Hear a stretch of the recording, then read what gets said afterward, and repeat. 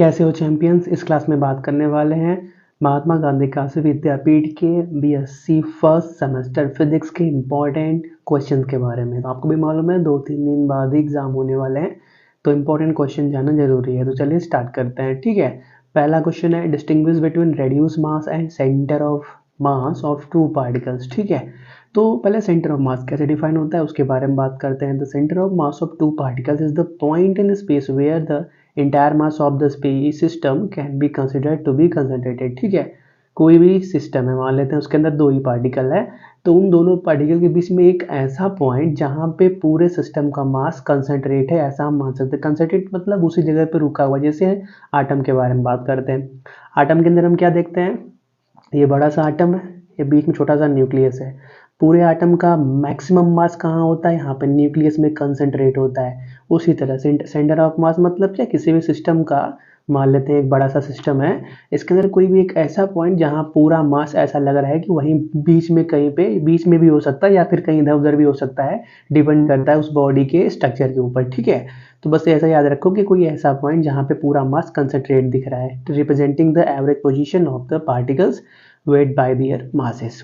अब बात करते हैं रेड्यूस मास के बारे में। while the reduced mass is the calculated value that effectively represent the mass of a single particle when considering the relative motion of two particles interacting with each other। कोई दो particle जब interact कर रहे हैं तो उनको to body को single body में कन्वर्ट करने वाले प्रॉब्लम अपने सॉल्व किए हैं ना, वही है हमारे पास रेड्यूस मास। ठीक है, obtain the limiting value of Poisson ratio sigma.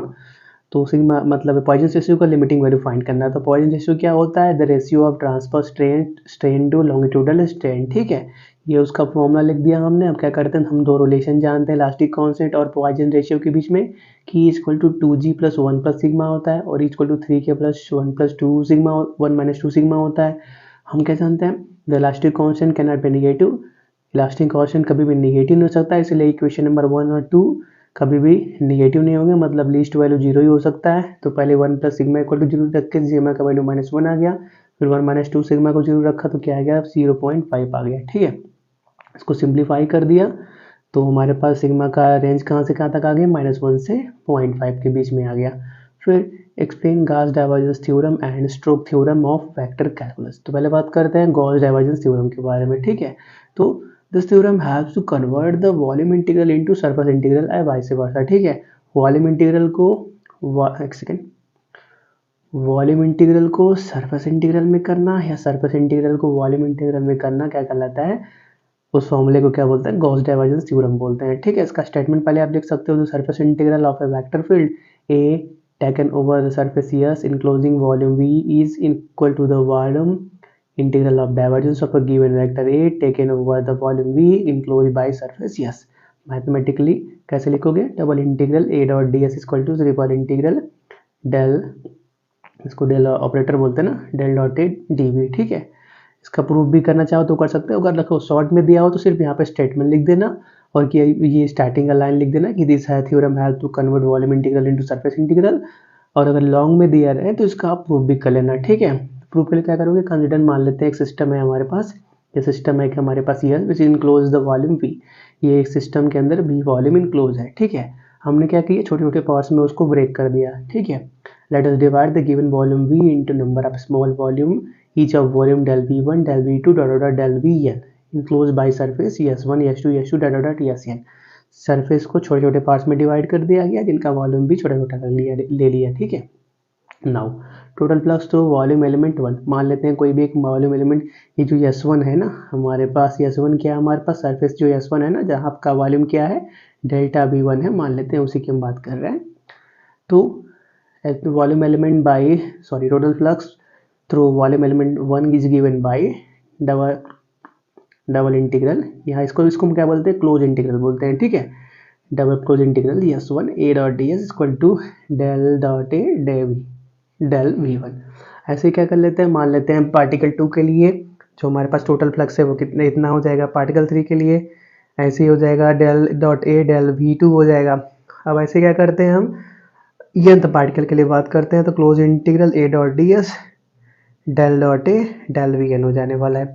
अब क्या करते हैं, सभी को ऐड कर लेते हैं। तो ऐड करेंगे तो समेशन के रूप में हमको ये एक रिजल्ट मिल जाएगा। ठीक है, now when n tend to infinity del B I approach कर जाएगा जीरो के and summation change into volume integral on the right hand side equation. तो क्या होने वाला है, इक्वेशन इसके अंदर कन्वर्ट हो जाएगा। कंसीडरिंग द टू एलिमेंट, मान लेते हैं हम दो एलिमेंट को कंसीडर करते हैं, एक एलिमेंट 1 को और एक एलिमेंट 2 को। तो उसके अंदर क्या देखेंगे, कहाँ गया, the outward going flux of both the element is equal and opposite in direction. ठीक है, जो आपका आउटवर्ड फ्लक्स है दोनों का क्या इक्वल है और अपोजिट है डायरेक्शन में। तो क्या कर देगा, एक दूसरे को नलीफाई मतलब कैंसिल कर देगा।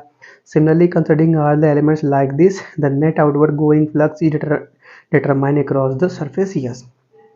Hence summation I equal to 1 से लेके n double integral S I a dot ds is equal to double integral s a dot ds। Substituting this result in equation number 1 हमको क्या मिल जाएगा, इक्वेशन नंबर 1 के अंदर जब इसको सब्स्टिट्यूट करेंगे तो double integral s a dot ds is equal to triple integral del dot A dv के अंदर कन्वर्ट हो जाने वाला है, जो क्या रिप्रेजेंट करता है, गॉस डाइवर्जेंट थ्योरम रिप्रेजेंट करता है।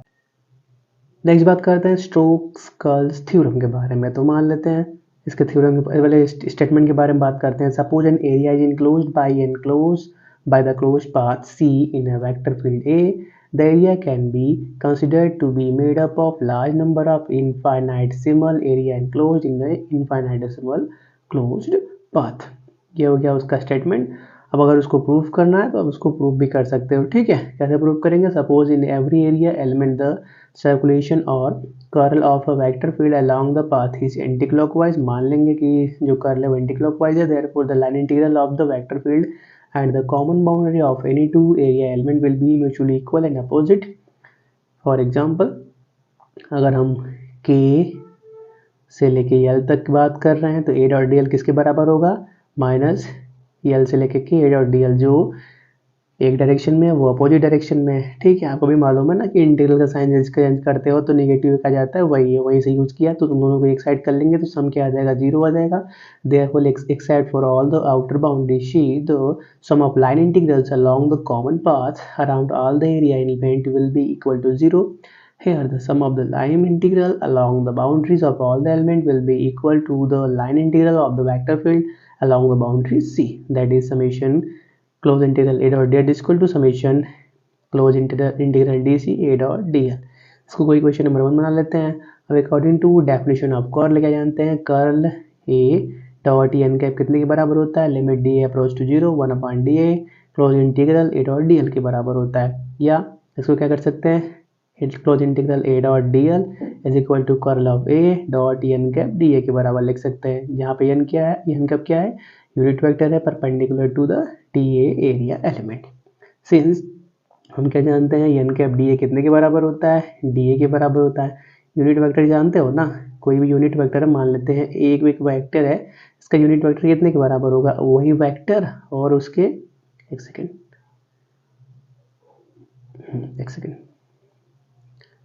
हट जा भाई, मान लेते हैं कि हमारे पास ए वेक्टर है तो इसका यूनिट वेक्टर ए कैप से डिनोट करेंगे, कितने के बराबर होगा, तो ये वेक्टर अपान उसके मैग्नीट्यूड के बराबर होगा।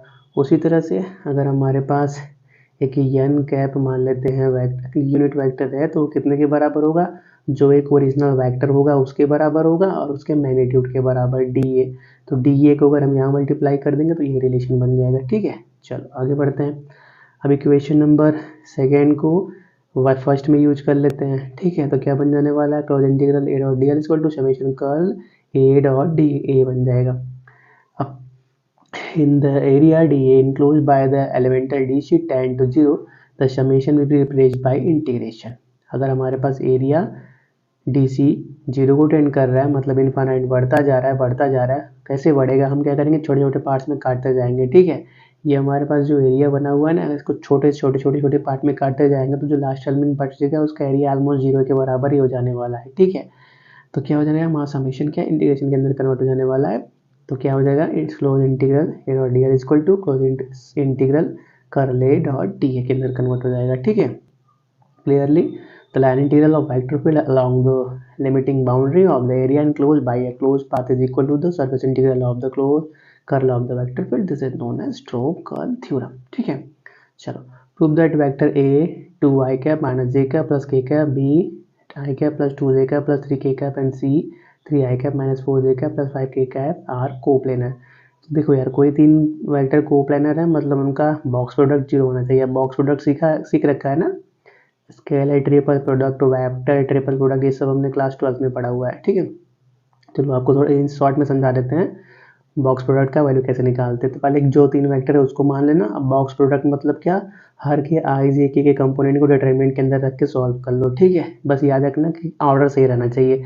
ए पहले है तो ए को सबसे पहले रखना, फिर बी का, फिर सी का। ठीक है, फिर क्या करोगे, सॉल्व करोगे। अगर उसका वैल्यू 0 के बराबर आ रहा है तो मतलब क्या, तीनों वेक्टर क्या है, कोप्लानर है। तो हेंस 3 वेक्टर्स आर कोप्लानर। ठीक है, अब क्या, फाई की value X square minus Y square plus 2z दे रखा है, तो हमको क्या divergence of grad of phi का वैल्यू निकालना है। तो हम क्या करेंगे, पहले ग्रेड फाई का वैल्यू निकालेंगे। तो डाइवर्जेंस ऑफ ग्रेड फाई मतलब क्या, डेल डॉट डेल फाई। तो पहले क्या करते हैं, डेल फाई का वैल्यू निकाल लेते हैं इसका।